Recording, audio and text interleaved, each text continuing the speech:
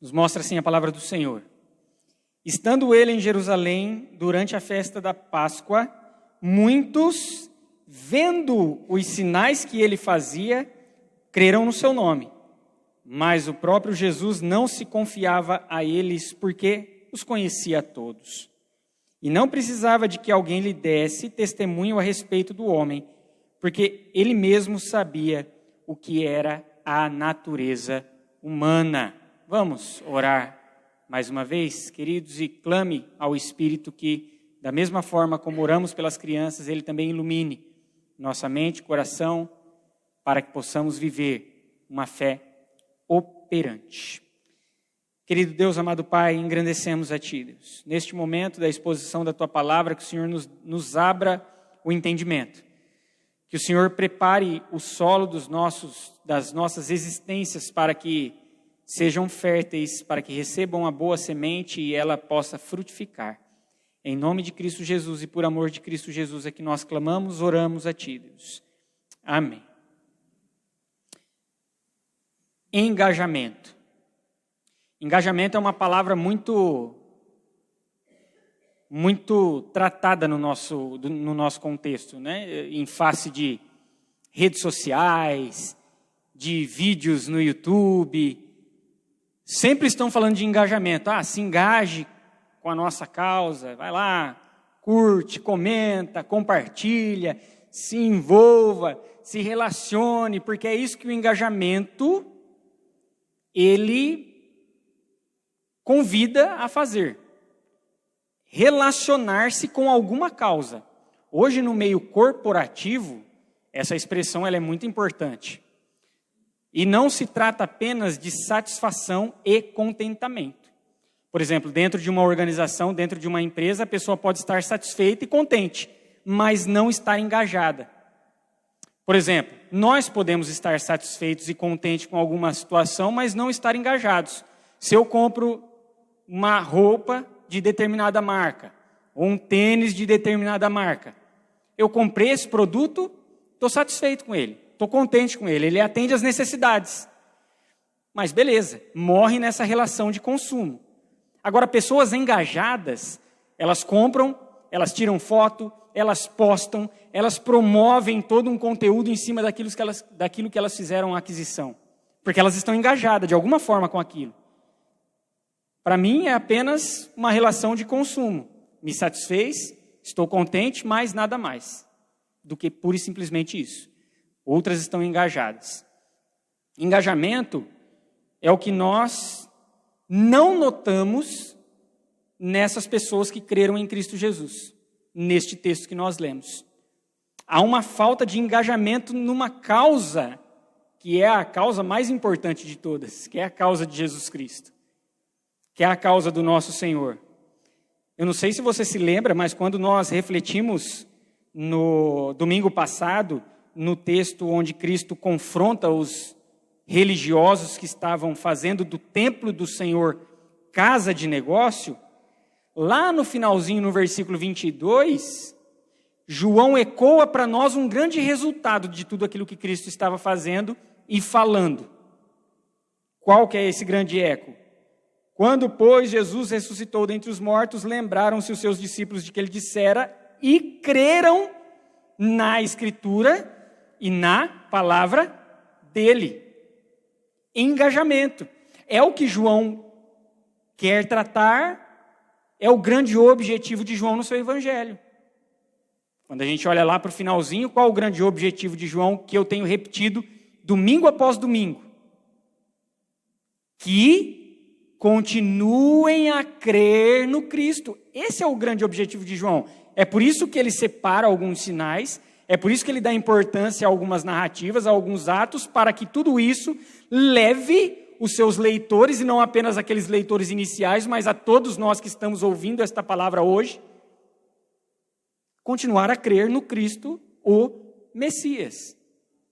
Mas nessa transição do versículo 23 ao 25, o que João traz é o oposto desse engajamento.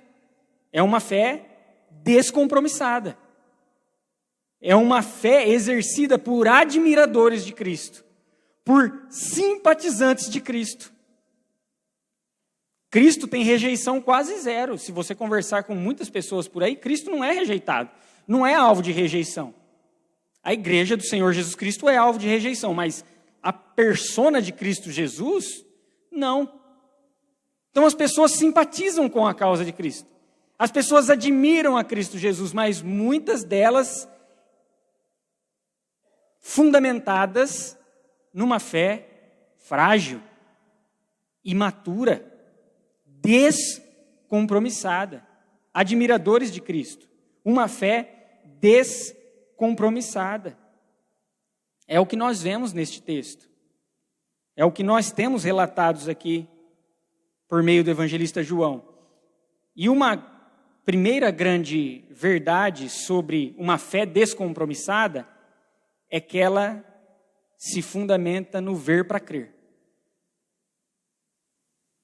Admiradores de Cristo precisam ver para crer. Quando nós olhamos para o texto, o versículo 23 diz assim: estando ele em Jerusalém, durante a festa da Páscoa, muitos, vendo os sinais que ele fizera, creram no seu nome, mas o próprio Jesus não se confiava a eles. O verbo crer é usado duas vezes aqui. Pisteuo, crer, fé, que é o mesmo verbo usado para fé, crer. É usado para eles creram, e é usado em contraste por Jesus. Jesus não se confiava a eles, é o mesmo verbo crer. Jesus não bota fé na fé deles. Eles creem, mas Cristo não bota fé na fé que eles têm demonstrado. Jesus não se confia a eles. Nós não sabemos quais são os sinais que Jesus realiza. João não dá relatos. João escolhe alguns sinais específicos em todo o seu evangelho. Mas Jesus de fato realizava, porque se nós olharmos para a narrativa seguinte aqui do diálogo de Cristo com Nicodemos, no versículo 2 do capítulo 3, Nicodemos está dizendo assim para Cristo: Rabi, sabemos que és mestre vindo da parte de Deus, porque ninguém pode fazer estes sinais que você realiza. Então, sinais aconteceram. Sinais foram de fato dados por Cristo Jesus enquanto ele estava ali. E estes sinais fizeram com que muitas pessoas, olhando para eles, vissem autoridade em Cristo. Porque aqui crer no seu nome é dar autoridade a Cristo Jesus. De fato, a autoridade que ele tem. Mas vem a problemática frase seguinte: Jesus não se confiava a eles, Jesus não botava fé na fé deles. E aí, quando eu estava estudando esse texto, eu fiquei me perguntando: o que é crer? O que é acreditar? O que é confiar? E aí, quando nós olhamos para o evangelho todo de João, a gente chega a uma conclusão que há níveis de fé. A primeira é a falta de fé, é a incredulidade. Quando a gente olha para o capítulo 1, está dizendo que Cristo veio para os que eram seus, mas os seus não receberam. Ele é a luz do mundo, mas o mundo prefere acolher as trevas. Há esse primeiro nível, que é a falta de fé, é a incredulidade. Há um outro nível de fé, que é uma fé parcial. É uma fé ainda não engajada. É uma fé que ainda não é profunda. É uma fé que está num estágio infantil ainda. Que ela pode desenvolver-se e vir a ser uma fé genuína, ou ela pode esmorecer, se apagar, ser deixada de lado e retornar ao estágio, ao degrau da incredulidade. E há a fé genuína. Há a fé comprometida. Há a fé operante. Há a fé madura, profunda nas raízes de Cristo Jesus. Então há esses 3 níveis de fé. Só que quando nós olhamos para esse texto, a gente consegue constatar que essa fé deles ainda é uma fé parcial. É uma fé inoperante. Porque Cristo não bota fé nessa fé. Uma fé inoperante, uma fé que não se compromete. Uma fé descuidada de um compromisso em Cristo Jesus. com os seus ideais, com as suas causas. Eles podem até admirar as ideias de Cristo. As ideias deste cara uau! Mas não se comprometem com o ideal, de fato e de verdade, de Jesus. Uma fé que não tem engajamento. Uma fé que não se envolve emocionalmente, psicologicamente, fisicamente, materialmente, com a causa de Cristo. É uma fé de ver para crer, de ver sinais, de a todo momento ter que estar tendo resultado de alguma coisa. Por isso que é importante a gente se lembrar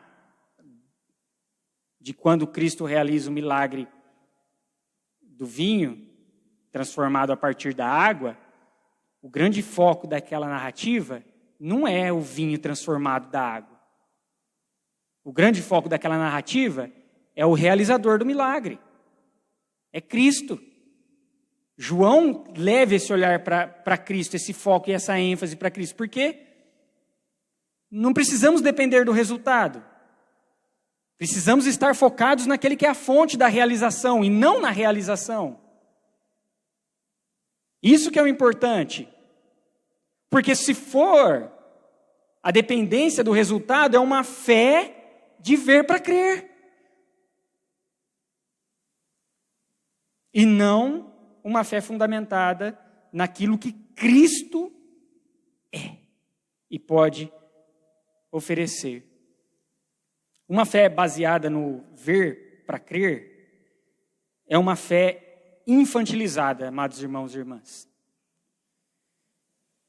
É uma fé que tem a sua razão de ser. Ela pode ser um primeiro estágio. Todos nós passamos por essa fé infantil. É o primeiro alcance.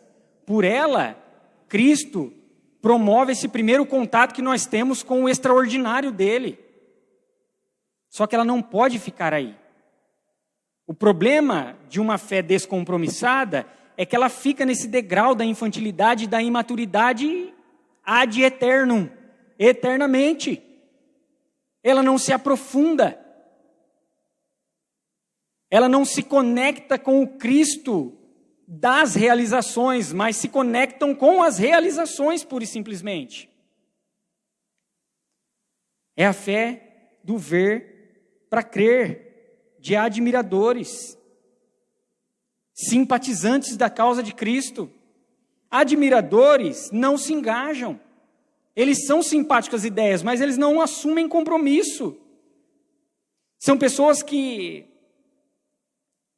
ao primeiro desagrado, desconforto, eles não vão se postar e dizer, não, eu acredito e defendo isso. Vai esmorecer. Admiradores não dão um passo além. Ficam e permanecem nessas águas rasas. Não dão um passo de conhecimento, não dão um passo de entendimento, não dão um passo de compromisso. Admiradores e simpatizantes de Cristo acham legal o perdão, o tema do perdão.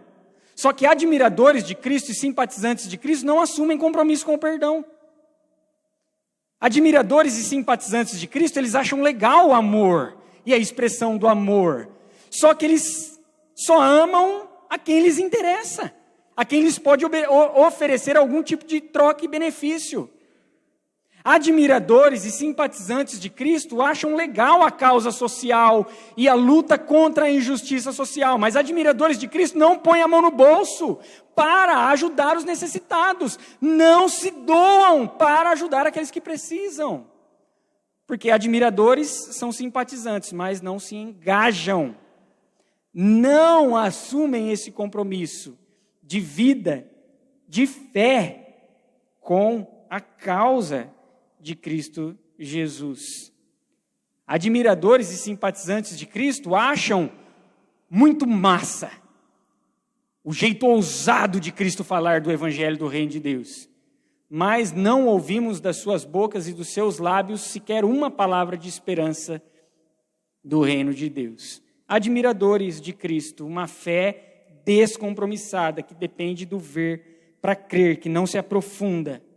Admiradores não querem compromisso, eles não querem engajamento, porque há medo de se perder os seus prazeres, há medo de se perder os seus privilégios, há medo de perder aquilo que a nossa carne tanto anseia e que o mundo tanto oferece. Por isso que não há engajamento. Porque nós estamos engajados com outra coisa. Nós sempre estamos engajados com alguma coisa. Quando não é Cristo, é a nós mesmos.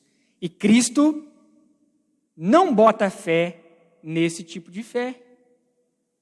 Cristo não bota fé nesse tipo de fé. Lembro-me de uma vez, numa roda de amigos, em que um destes amigos, ele falando de suas andanças e aventuranças por aí, outro pergunta para ele, viu, mas você não é cristão? Por que você faz essas coisas? E a resposta dos seus lábios foi, igreja é igreja. Igreja é uma coisa. Isso aqui é outros 500. Depois eu volto para a igreja e está tudo resolvido. Uma fé descompromissada. Uma fé inoperante. Uma fé baseada no ver para crer. Uma fé baseada na relação de consumo, sem engajamento. Da mesma forma que eu compro uma roupa e eu não me engajo, fico contente e satisfeito com aquilo ali, mas não me engajo. Uma fé não engajada. Uma relação de consumo. Eu quero absorver da igreja, eu até acho legal tudo aquilo que Cristo fala, eu me arrepio quando eu estou no culto, eu ergo a mão quando eu estou no culto, eu vejo unção quando eu estou no culto, e quando eu saio dessas portas, é outros 500. Outros 500. Uma fé descompromissada. E o mais triste de tudo isso é que essa fé descompromissada não engana Deus. Ela não ludibria o nosso Senhor. Ela não passa Deus para trás. Ela não coloca uma cortina de fumaça de forma a tapar as vistas do Senhor. Na parte B do versículo 24 e o versículo 25, nós temos 2 vezes a repetição do verbo conhecer. Nós temos ali, né? Depois de Jesus não se confiava a eles, nós temos porque os conhecia a todos. E é um conhecer profundo, tá? Não é um conhecer de saber, pura e simplesmente, como nós falamos, né? Eu conheço o Ronaldinho Gaúcho. Eu conheço, sei lá, alguma pessoa que está aí, alguma celebridade. Você sabe quem é, você não conhece. Esse conhecer é um conhecer profundo. De fato, de verdade, saber o que acontece no mais íntimo de uma pessoa. Porque os conhecia a todos. E não precisava de que alguém lhe desse testemunho a respeito do homem, porque ele mesmo sabia, aqui de novo o mesmo verbo, sabia o que havia no homem, o que havia na natureza humana. Quando nós olhamos lá para o texto grego, não tem natureza humana, está escrito assim, sabia o que havia no homem. E aí a interpretação que nós temos dos editores aqui é que o que faz sentido, obviamente, é o que era a natureza humana. Jesus conhecia todos, e todos quem? Neste texto, está se referindo àqueles que creram, tá? Gramaticalmente isso é muito claro. Porque os conhecia a todos. Todos os conhecia quem? Os que haviam crido. Os muitos que viram os sinais e haviam crido no seu nome. Então é muito direcionado. Isso não significa que Cristo não conhece a todos, porque como nós vimos lá na narrativa de Cristo com Natanael, Cristo é aquele que perscruta o mais íntimo de todas as pessoas, e Cristo conhecia o que tinha no íntimo de Natanael, como conhece o que há no nosso íntimo. Mas aqui no texto está direcionado àqueles que haviam crido. E aí o texto continua, e não era necessário que ninguém lhe desse testemunho a respeito do homem, porque ele mesmo sabia o que havia no homem. E também é direcionado. Cristo está se referindo àqueles que haviam crido. não se trata aqui de toda a raça humana, embora toda a raça humana sofra deste mesmo mal. Que mal é esse? O mal do pecado.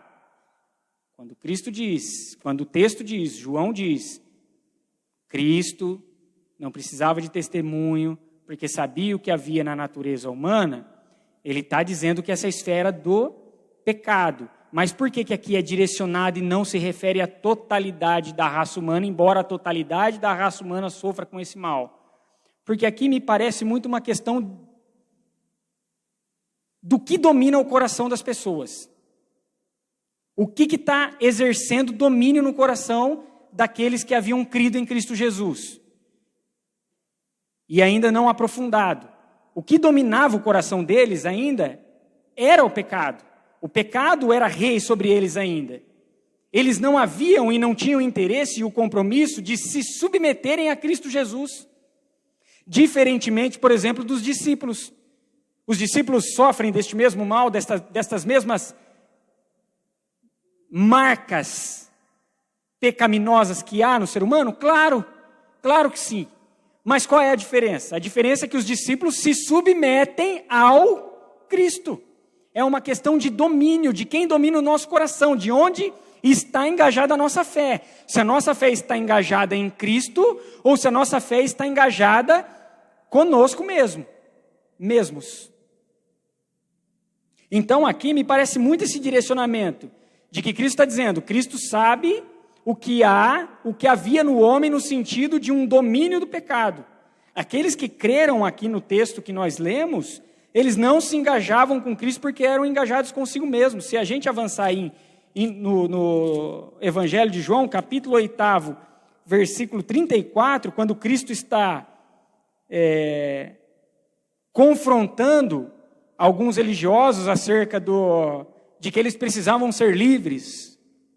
O versículo 32 diz, e conhecereis a verdade, e a verdade vos libertará. Eles ficam bravos com Cristo e dizem, nós somos descendência de Abraão, nunca fomos escravos, por que precisamos ser livres de alguma coisa? E aí no versículo 34, Jesus vai dizer, em verdade vos digo, que todo que comete pecado é escravo do pecado. Então Cristo está falando, João está trazendo, é o mesmo contexto, é o mesmo evangelho, é a mesma sequência lógica aqui, de um domínio do pecado. Cristo não bota fé na fé deles porque são pessoas que Cristo conhecia e sabia que eles estavam engajados consigo mesmo, estavam compromissados com seus próprios desejos, seus próprios prazeres, suas próprias mazelas. Todos têm as marcas do pecado, mas existem aqueles que estão submetidos a Cristo. Existem aqueles que ouvem a Cristo. Existem aqueles que são agora alcançados pela esfera do Espírito Santo e dominados por ela, enquanto outros se rebelam. Enquanto outros preferem o engajamento consigo mesmo. E é por isso que Cristo não bota fé na fé deles. Por isso que Cristo não se confia a eles. Porque ainda não buscam um aprofundamento de suas raízes, não estão dispostos a permanecer. É um outro verbo que aparece largamente no Evangelho de João. Permanecer, estar, que é morar, habitar. Essa é a grande questão, porque não é só crer. Não é só acreditar num primeiro momento, mas é permanecer, é habitar, é morar no acreditar, no crer. O que Jesus está fazendo é um desafio a eles de um aprofundamento, de dar um passo, deem um passo a mais na fé de vocês. O que João, na verdade, está nos convidando com essa narrativa, com essa transição, é subir degraus na fé, é sair da inoperância, é sair da inatividade, é deixar de ser submisso a si mesmo e ao pecado e submeter-se a Cristo Jesus. Engajar-se à grande causa, a maior causa de todos, que não é feminismo, não é as causas ideológicas partidárias, é causa de Cristo. Os ideais de Jesus.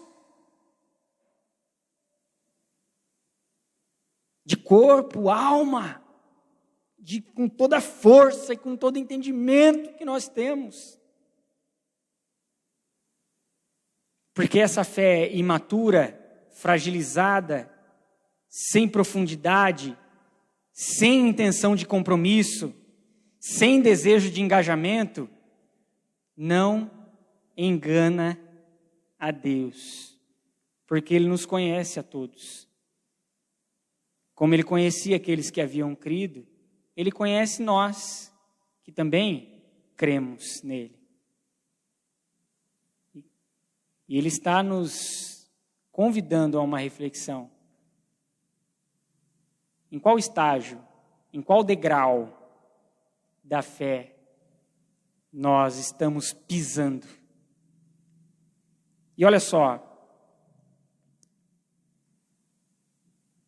Deus nos conhecer não é nenhuma maldição. Não é uma notícia ruim. No final das contas. Pode parecer, mas não é. Porque foi por Deus nos conhecer que Ele se deixou fazer conhecido. É porque Deus nos conhece e sabe da nossa inoperância, da nossa inatividade, da nossa incapacidade, que Ele decidiu fazer-se homem, que Ele decidiu fazer-se um de nós, para que nos livrasse do domínio daquilo que há na natureza humana, do mal que há no homem. Jesus fez-se homem, o Deus Filho, a segunda pessoa da Santíssima Trindade, mesmo Deus em essência, poder, substância, Todo-Poderoso, fez-se homem para vencer o mal que havia dominado a humanidade. Foi por nos conhecer, foi por conhecer aquilo ao qual nos submeteríamos, que Ele se colocou em nossa história, retomando o seu reinado e retirando de nós todo esse domínio, trazendo uma liberdade no seu espírito, reinando sobre nós. Em Jesus essa rebeldia é desfeita. Jesus promove o nascer de novo. Se a gente continuar a narrativa aí do capítulo 3, a gente vai ver que Cristo dá a solução para essa fé inoperante. Jesus mostra o caminho dessa fé inoperante. Ele mostra para Nicodemos. Ele diz ali no versículo 3, em verdade te digo, se alguém não nascer de novo, não pode ver o reino de Deus. Maravilhosa graça que nos alcança. Nascer de novo é deixar-se dominar pelo poder do Espírito Santo do Senhor. Não é ver para crer, é crer e permanecer.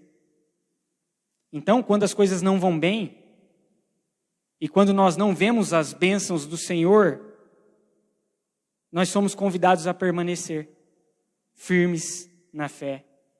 É quando Deus estiver em silêncio e tudo aquilo que nós estamos pedindo, e tudo aquilo que nós estamos buscando, e tudo aquilo que nós estamos clamando,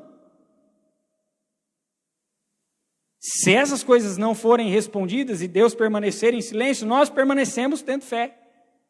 Nós permanecemos acreditando que Ele é o Todo-Poderoso. Nós permanecemos confiando que Ele cuida de nós e tem o melhor para nós. Quando a nossa companhia é a dor e a nossa parceira são as lágrimas, é permanecer, não é ver para crer, é permanecer, é crer e permanecer, como ele diz a Tomé. Você viu e creu, né, Tomé? Mas bem-aventurados aqueles que não precisam ver para crer. Bem-aventurados, irmãos e irmãs, aqueles que têm a palavra de Cristo no coração, e essa palavra que nos diz em Apocalipse capítulo 21, versículos de 1 a 4, vi novo céu e nova terra, Pois o primeiro céu e a primeira terra passaram, e o mar já não existe. Vi também a cidade santa, Nova Jerusalém, que descia do céu da parte de Deus, ataviada como noiva adornada para o seu esposo. Então ouvi grande voz vinda do trono, dizendo: Eis o tabernáculo de Deus com os homens. Deus habitará com eles. Eles serão povos de Deus, e Deus mesmo estará com eles, e lhes enxugará dos olhos toda lágrima, e a morte já não existirá, já não haverá luto, nem pranto, nem dor, porque as primeiras coisas passaram, foram embora.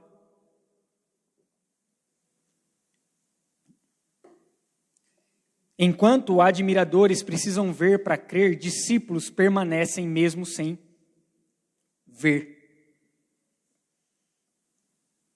Nos enganamos quando pensamos em enganar a Deus com a nossa frágil fé, com uma fé descompromissada, com uma fé sem engajamento. Deus conhece o meu coração inteiramente, como Ele conhece o seu coração inteiramente. Admiradores e simpatizantes ainda não nasceram de novo. Discípulos já. Significa que não enfrentarão confusão, lutas, sofrimento, dores? Pelo contrário, enfrentarão ainda muito mais intensamente. Contudo, permanecem e têm as suas raízes profundamente engajadas e conectadas com Cristo Jesus. São seduzidos a deixar de crer a todo momento. Somos seduzidos a deixar de crer a todo momento. Por 3 influências: a nossa própria natureza, as forças externas do pecado e as seduções de Satanás. A todo momento tentam nos fazer deixar de crer. Todavia, lembremos-nos de quem é aquele ao qual nos submetemos. Aquele que reina sobre as nossas vidas. Admiradores acham legal o perdão, mas só discípulos se comprometem em perdoar.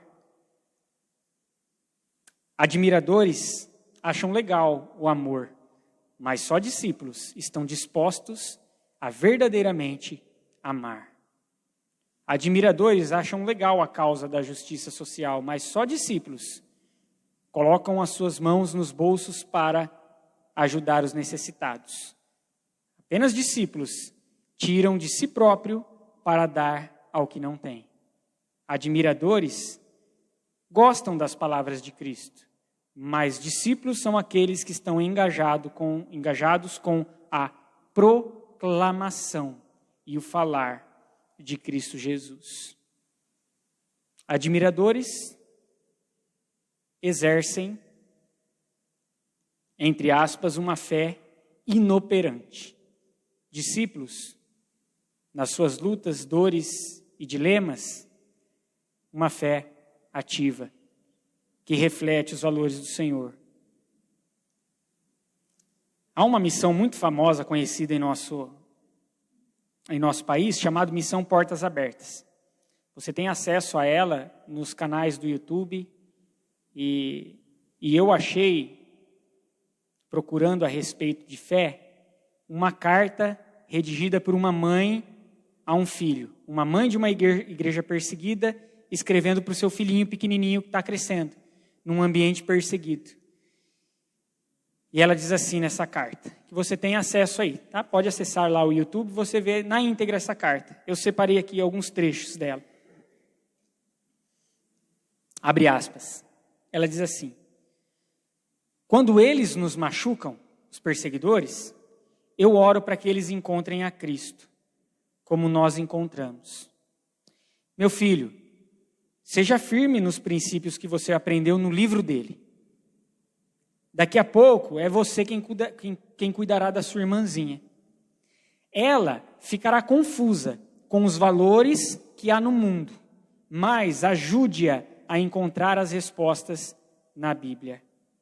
Saiba, meu filho, quem você é em Deus, do poder de Jesus que você carrega, e use isso para fazer do mundo um lugar melhor. Seja frutífero e dê a vida para servi-lo. Carregue a sua cruz. Te amo para sempre, mamãe. Uma carta que flui de uma fé comprometida com Cristo.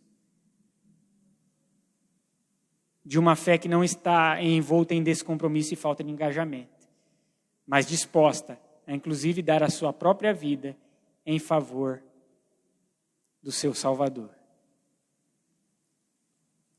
Não sejamos, amados, meros espectadores, meros admiradores de Jesus. Essa fé é muito fragilizada.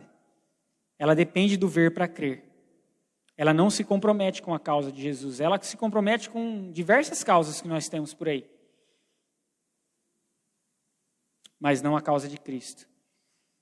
E o mais importante, essa fé imatura não engana Deus, não engana Cristo. Cristo não bota fé nesse tipo de fé.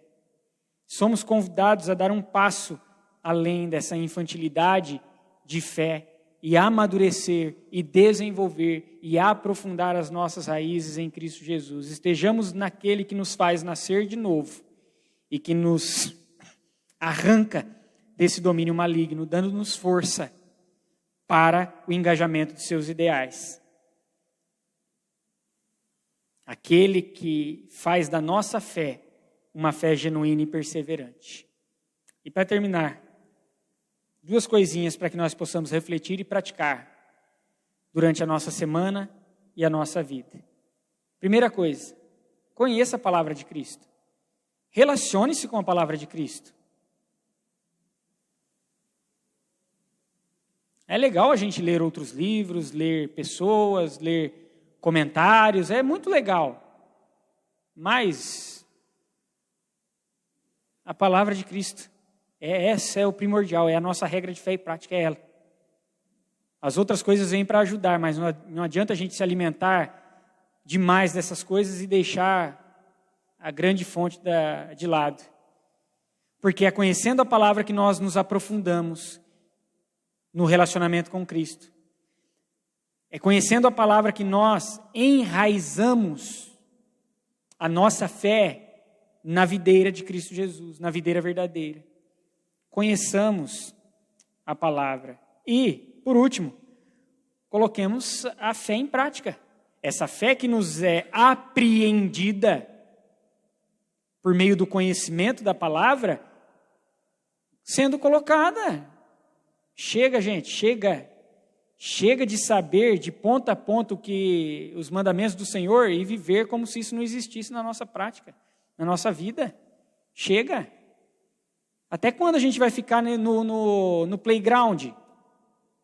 Até quando a gente vai ficar nos brinquedos de criança? Até quando a gente vai ficar bebendo leitinho? Amadureçamos. Cresçamos, vivamos.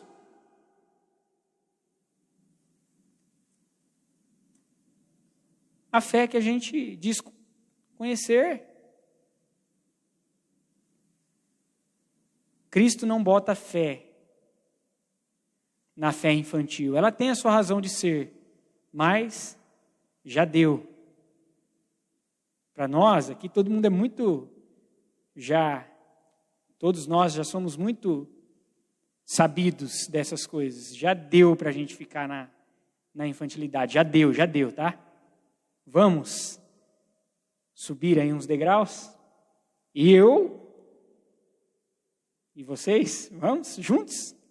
Dar as mãos e subir os degraus da fé? Amadurecer, desenvolver? Sair do jardim da infância? A gente precisa conhecer. E além de conhecer, praticar. Cristo não bota fé em fé inoperante, mas Ele nos dá o dom de viver a fé genuína nele. Ele dá. Clame aí. Clamemos aí. Que Jesus nos abençoe, que o Espírito Santo nos dê de viver essa graça e uma fé ativa, madura, operante.